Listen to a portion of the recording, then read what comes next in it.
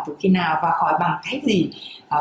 Có thể là do tôi tập yoga, có thể là do tôi tập thiền, có thể là do tôi có những người bạn bè rất là tốt.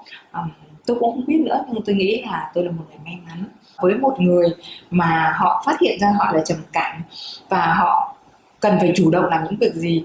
Còn nếu mà người thân, đối với người thân, mình biết người thân mình đang trầm cảm thì mình nên cư xử như thế nào với người thân của mình?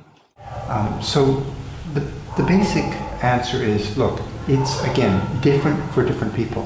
Just as the symptoms of depression are different for different people, the answer or the solution depends on the person.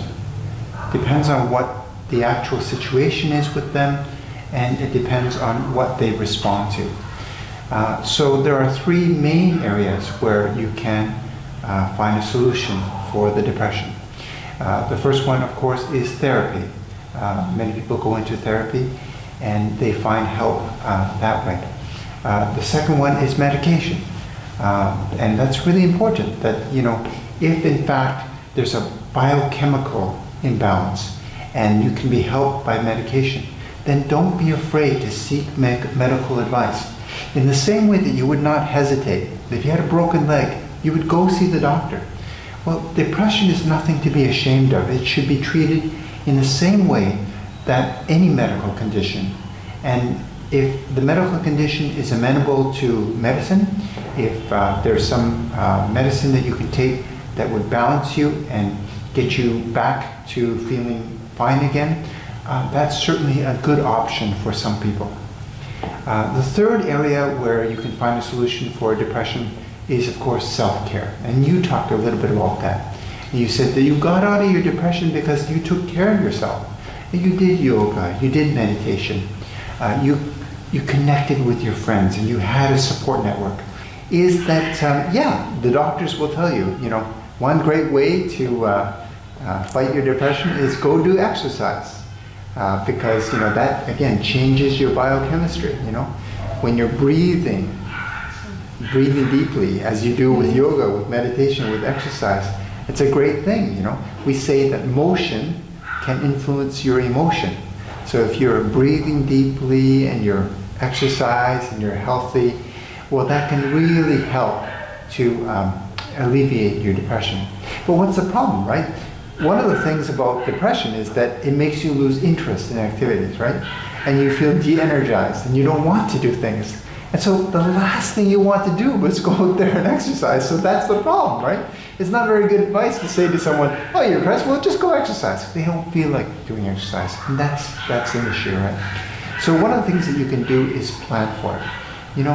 You know that you need to exercise. So plan for it ahead of time. Schedule it. Then put that bag with your shirt and your shorts and your running shoes and your exercise equipment, get it ready to go to the gym or to go out and do swimming or to running, whatever it is. But plan ahead of time and make it easy for yourself to follow through on that.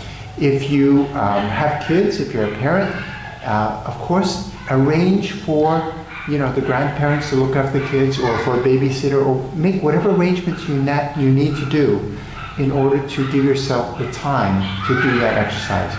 So all of these things need planning. You need to plan a way of getting better. That's the key. Now, there's another technique that's very important as well. It's just this idea of observing.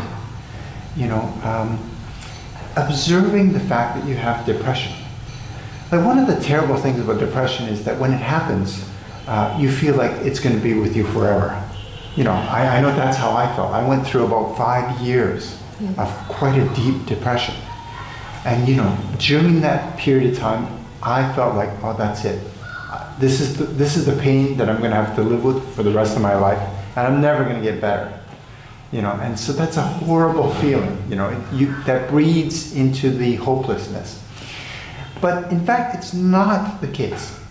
It's just a feeling that is with you for a prolonged period of time. But what do we know about feelings? Feelings come and feelings go. They're temporary. So your depression will stay with you for a period of time, but it's not going to be with you forever. For some people, it's just a few weeks. Some people, a few months. In my case, it was a few years. which seemed like forever. But in fact, eventually, the fog will clear and you will come out of your depression. That's exactly what happened to me. One day I woke up and just the depression was gone. I just had a totally different outlook on life. So that's an important thing to understand. This too shall pass. You have to be able to tell yourself that. You know, depression is a mood or an emotion that is prolonged, but it will pass. It's like having an unwanted visitor in your home, you know? One of your relatives comes and stays with you. You know, there's no way that you can say no to them. They're going to stay with you for a time, but they're not going to be there forever. And it might not be very pleasant while that visitor is in your home, but eventually they will leave. Same thing with your depression. Now, another thing that's very important is when you're observing the depression, don't fight against it. Because when you're resisting something, it makes it worse, you know, and you suffer more. Instead, just accept it, you know. You almost want to say, you know, it's like that unwelcome visitor. You almost want to say, oh, hello, depression. I wasn't expecting you, and I'm not really thrilled that you're here, but I accept the fact that you will be staying for a while. And then just try and use that opportunity to learn from it.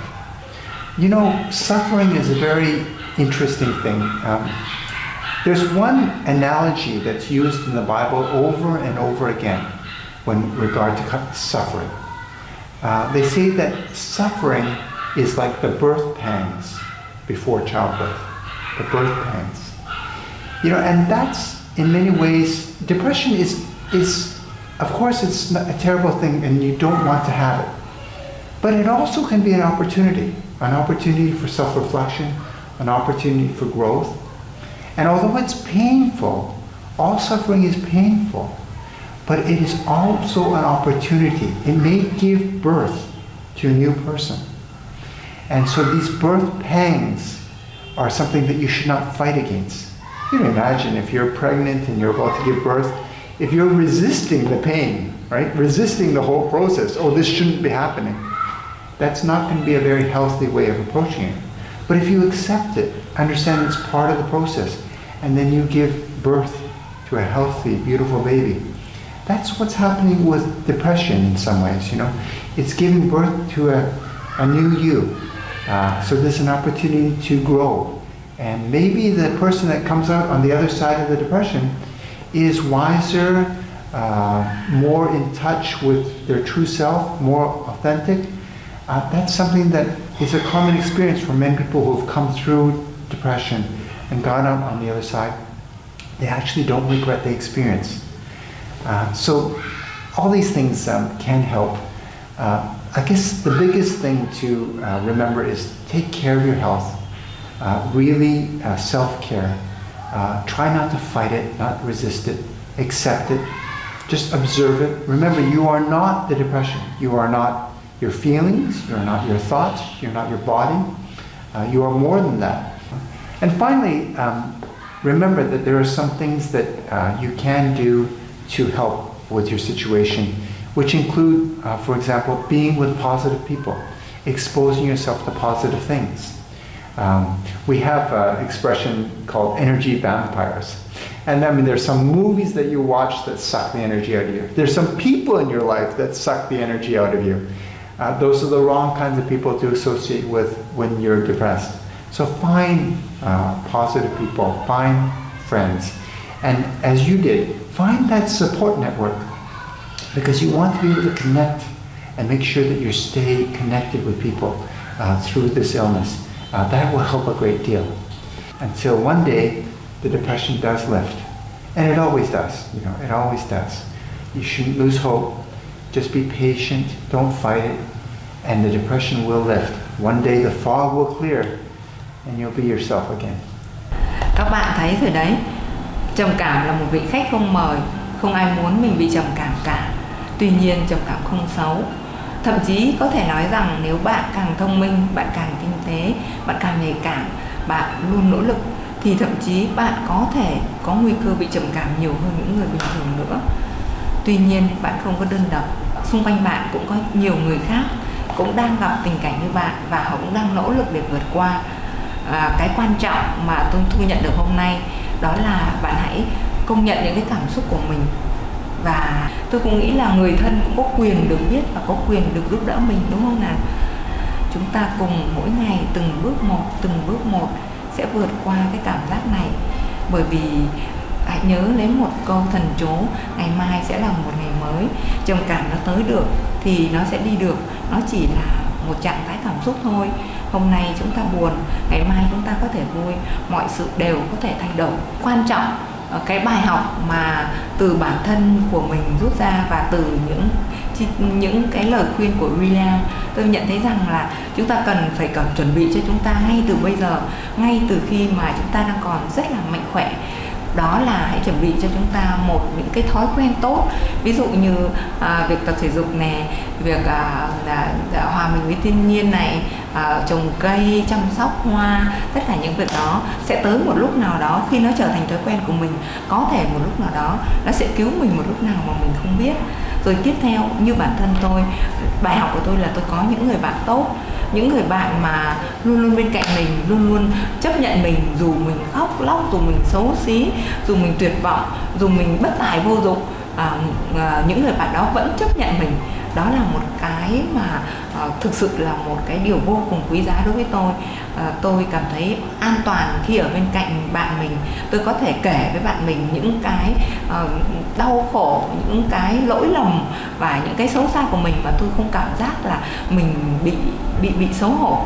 Chúng ta đừng có tập trung quá vào những điều tiêu cực, bởi vì thực sự nếu chúng ta không nói thì điều tiêu cực nó cũng ở đó rồi. Chúng ta hãy nói về những điều tốt đẹp nhiều vào, để nó dần dần nó trở thành thói quen, trở thành một nét tính cách của chúng ta, một nét tính cách mà tôi nghĩ rằng nó rất là quan trọng trong thời đại mới này. Đó là cái sự lạc quan và tin tưởng vào một cái thành mai tươi sáng.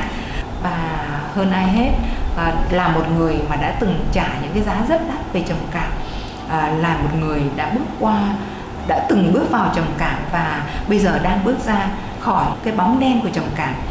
Tôi nghĩ rằng là ai cũng có thể làm được điều đó, chỉ cần chúng ta tin tưởng nhau hơn và tin tưởng chính mình hơn. Chúng ta cho phép mình được bộc lộ những khó khăn của mình ra, và cho phép mình tin tưởng rằng người khác sẽ bao dung với chính những cái khó khăn của mình. Và thậm chí chúng ta còn tin tưởng một bước nữa, rằng là thậm chí khi mà người khác không đủ bao dung, chúng ta vẫn đủ sức mạnh để ổn, và chúng ta vẫn còn có thể tìm kiếm được những sự bao dung ở những người khác nữa. Đối với tôi lúc này, tiền bạc không phải là điều quan trọng nhất nữa. Đối với con tôi cũng thế, điểm số cũng không còn là quan trọng nhất nữa. Đối với gia đình tôi thì cái cuộc sống bình an ở trong tâm của mình, cái cuộc sống cái cảm giác hạnh phúc ở trong trái tim mình, đó là điều quan trọng nhất. Tôi chúc các bạn bình an và hạnh phúc.